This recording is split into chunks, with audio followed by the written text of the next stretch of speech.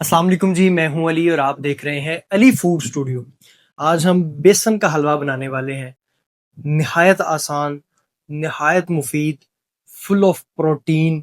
यकीन जाने अगर सर्दियों में आप इसको बना के खाते हैं ना, इसके लड्डू बना लें या इसकी काजू कतली शेप बना लें या बर्फी की शेप में इसको बना के रख लें। बच्चे भी इसको पसंद करते हैं, बड़े भी करते हैं। घर में गेस्ट आए हों तो चाय के साथ उनको आप पेश कर सकते हैं। यानी कि एक मिठाई जिसको आप लंबा अरसा स्टोर कर सकते हैं, वो वाली रेसिपी आज आपके साथ शेयर करने वाला हूं। तो आ जाए जरा क्लोज। कढ़ाई है हमारे पास जिसके अंदर आधा किलो घी इस्तेमाल कर रहे हैं। बाजारी घी, डालडा घी जिसको आप बोलते हैं, बाजारी घी वो यूज कर रहा हूँ। इसमें ऑयल का इस्तेमाल नहीं होगा क्योंकि ऑयल से ज्यादा नरम रह जाता है बेसन का हलवा। वो टिकियां उस शेप में नहीं बनती, वो पकड़ नहीं होती, वो लड्डू की एक जो है ना पकड़ वो नहीं बनती जो हम बनाना चाह रहे होते हैं। तो ये हाफ के जी जो है हमारा घी गर्म हो चुका है। 1 किलो बेसन अच्छे से छान लिया है, इसको छान लाजमी लिया करें। इसको हम थोड़ा थोड़ा करके शामिल करते हैं। बिस्मिल्लाहिर्रहमानिर्रहीम। ये 1 किलो बेसन हमने इसमें शामिल कर देना है। इसको भूनेंगे, इसको पकाएंगे, तब तक पकाएंगे जब तक इसकी रंगत, इसकी शक्ल, इसकी हर चीज़ जो है चेंज ना हो जाए। एक दफ़ा इतना शामिल करके ज़रा मैं हिला लेता हूँ। नरम हाथों से एक दफ़ा इसको अच्छे से हिलाएंगे, पूरे घी को और बेसन को एक जान करेंगे। ठीक हो गया जी।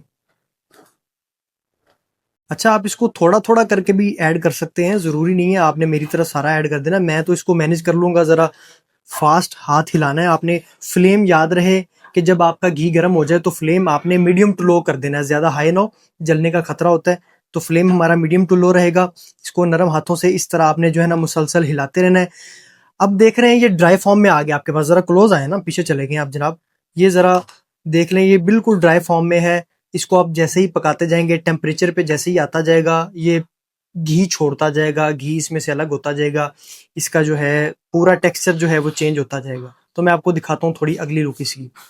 अच्छा जी, कुछ इस तरह का टेक्सचर इसका बनना स्टार्ट हो जाएगा। मुसलसल स्पैचुला हिलाते रहेंगे। कोई नरम स्पैचुला इस तरह का सिलिकॉन वाले ले लें मेरी तरह, ताकि आप इसको मुसलसल हिला सकें। यहाँ पर थोड़ी सी भी गफलत हुई तो ये जलने का खतरा है। बेसन मीडियम टू लो फ्लेम रहेगा हमारा। मुसलसल इसको हिलाते रहेंगे। जो बेसन मैंने बचाया था थोड़ा सा, उसको मैं अलग भूनूंगा। अभी आधा किलो घी के अंदर तकरीबन आप समझ लें कि 700 ग्राम जो है बेसन की मैं भुनाई कर रहा हूँ, या आधा किलो बेसन की आप लगा लें। तकरीबन मेरे पास हाफ बेसन पड़ा हुआ है जिसको मैंने बचा लिया था क्योंकि बर्तन मेरे पास छोटा है। तो बर्तन अगर आपके पास बड़ा हो तो आप डायरेक्टली अप्लाई करें। 1 किलो बेसन के अंदर 700 750 ml घी आप इस्तेमाल कर सकते हैं, क्योंकि मुझे लग रहा है कि इसके अंदर वो बाकी वाला मैं शामिल नहीं कर सकता, उसको थोड़ा अलग भूनना पड़ेगा। तो उसके लिए 250 ml जो है, यानी कि 1 कप और हम घी का इस्तेमाल करेंगे। तो आप समझ लें कि 1 किलो के अंदर आपने 750 ml घी लाजमी इस्तेमाल करना है। अच्छा जी, ये देखें ज़रा, इस तरह का टेक्सचर आपके पास आ जाएगा जब ये डन हो जाएगा। एक तो इसका अरोमा बहुत मज़ेदार आएगा, ऐसे भुनाई सी फील आएगी, भुनी भुनी हुई सी बेहतरीन सी। जो एक पहले कच्चे वाली आ रही थी ना, वो ख़त्म होगी। एक भुनाई वाली अच्छी सी फील आ रही है। बिल्कुल स्मूथली चम्मच इसमें मूव कर रहा है, ये देख रहे हैं। ये लिक्विड बिल्कुल बेहतरीन। आगे हैं ज़रा पास, ये देखें बिल्कुल स्मूथ जो है चम्मच आपका यहाँ पर मूव कर रहा है। इस तरह का मिक्सचर आपके पास डन हो जाएगा। तकरीबन जब ये मिक्सचर बन जाए ना, तो 4 से 5 मिनट सिर्फ आपने इसको जो है ना मुसलसल हिलाना है, मीडियम टू लो फ्लेम पर। यहाँ पर भी जलने का खतरा होता है, लेकिन आपने इसको हिलाते रहना है कॉन्टिन्यूसली। उसके बाद क्या करेंगे, फ्लेम बंद कर देंगे। इसको ठंडा होने के लिए साइड पे रख देंगे। ठंडा ना भी करें, हमने चास जब तक तैयार करनी है ऑटोमेटिकली ये ठंडा हो जाएगा। तो इसको हम अलग से छोड़ देंगे। अलग एक हमारे पास यहाँ पर बर्तन है, इसका फ्लेम हम कर देते हैं ऑन। यहाँ पर आ जाए ज़रा, ये फ्लेम ऑन कर दिया, इसका फ्लेम ऑफ कर देते हैं, ये थोड़ा सा ठंडा हो जाएगा। यहाँ पर चीनी है, 1 किलो चीनी पूरी यहाँ पर इसमें यूज़ कर रहे हैं हम। तकरीबन 1 किलो बेसन में 1 किलो चीनी जाएगी। इसकी चाश बनाएंगे, तार वाली चाश बनाएंगे। थोड़ा सा पानी, 1 कप पानी का इसमें इस्तेमाल कर रहा हूँ मैं, ठीक है जी। एक दफ़ा इसको अच्छे से हिला देते हैं। तो ये भी टेम्परेचर जो है मीडियम टू लो रहेगा, और इसको हम इंशाल्लाह डन करेंगे। चाश को फिर उसके अंदर ऐड करेंगे। चास अल्हम्दुलिल्लाह हमारी डन होने वाली है। ये जो बबल्स आपको नज़र आ रहे हैं, ये पहले यहाँ तक ऊपर तक आ गए थे, अब काफ़ी डाउन हो गए। जैसे ये डाउन होते जाएंगे, बिल्कुल चास आपकी रेडी होती जाएगी। एक दफ़ा ये लुक देखें ज़रा, ये चीज़, ये तार बन रही कितनी खूबसूरत।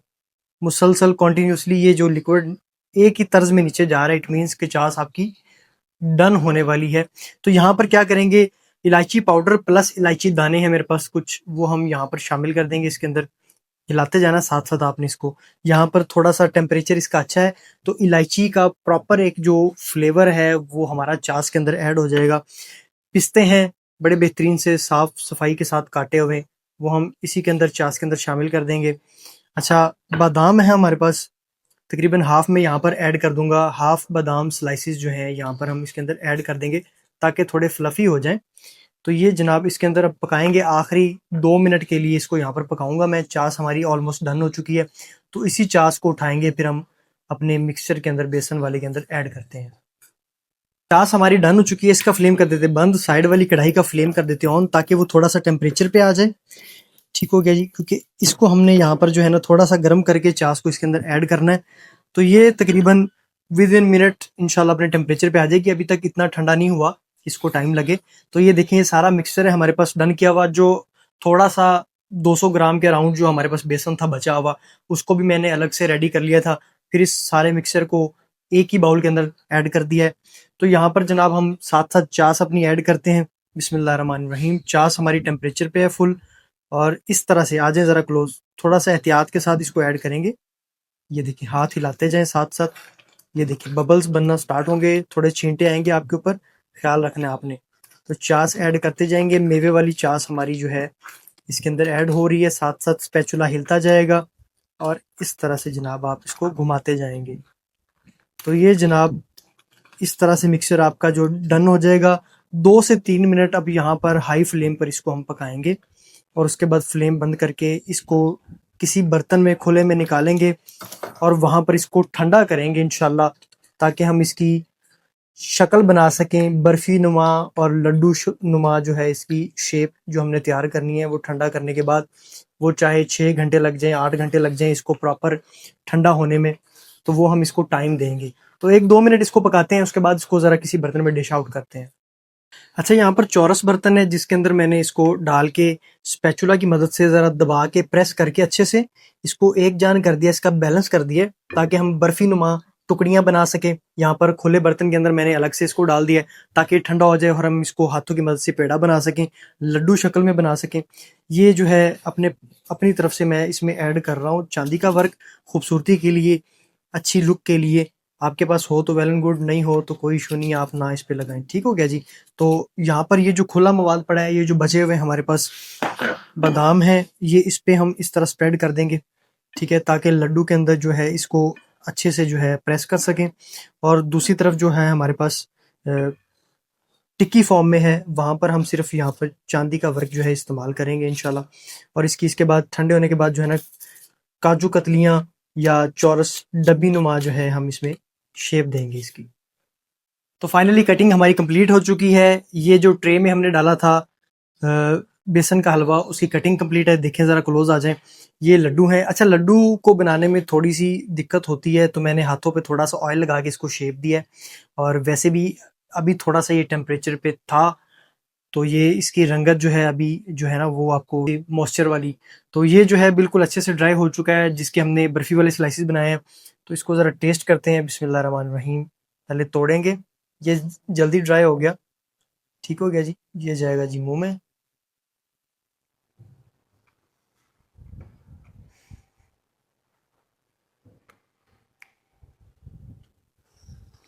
परफेक्ट मीठा है, 1 किलो के हिसाब से 1 किलो चीनी बिल्कुल परफेक्ट है, मज़ा आएगा आपको। अच्छा, मैं ज़्यादा मीठा खाता नहीं हूँ, लेकिन मुझे इसमें बिल्कुल जो है ना यकजा मीठा लग रहा है। अब यहाँ लड्डू पे आते हैं।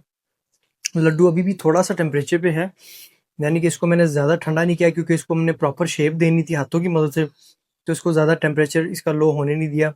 ये देखिए अभी भी जो है ना सॉफ्ट है, बिल्कुल बिल्कुल सॉफ्ट। आ जाए,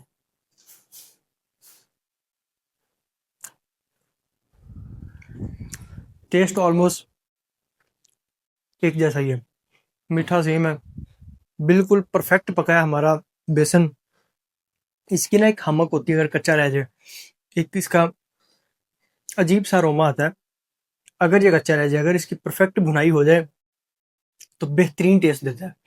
मिलते हैं इंशाल्लाह एक नेक्स्ट वीडियो में, और इस तरह की वीडियोस के लिए चैनल को सब्सक्राइब कर लें, बेल आइकन दबा दें ताकि हर आने वाला नोटिफिकेशन आप तक बआसानी पहुंच सके। मिलते हैं एक नई वीडियो के साथ। अल्लाह हाफ़िज़।